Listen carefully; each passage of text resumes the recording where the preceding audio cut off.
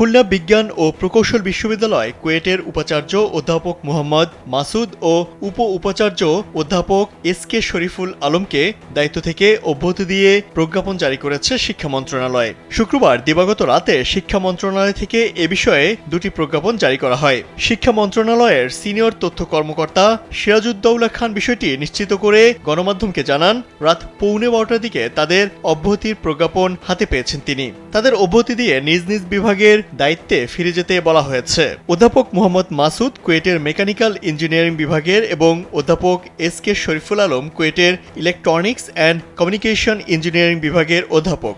Jamuna electronics ঈদে double খুশি offer season 3, যে কোনো পণ্য কিনলেই পাচ্ছেন নিশ্চিত ঈদ উপহার। কুয়েটের উপাচার্য অধ্যাপক মোহাম্মদ মাসুদের পদত্যাগের দাবিতে বেশ কয়েকদিন ধরেই আন্দোলন করছিলেন শিক্ষার্থীরা। 20 ফেব্রুয়ারি ক্যাম্পাসে বিক্ষোভ সমাবেশ করে সব রাজনৈতিক সংগঠনকে নিষিদ্ধের দাবি তোলেন তারা। একই সঙ্গে উপাচার্যের পদত্যাগেরও দাবি করা হয়। বেঁধে দেওয়া সময়ের মধ্যে পদত্যাগের ঘোষণা না আসায় অনশনেও বসেন শিক্ষার্থীরা।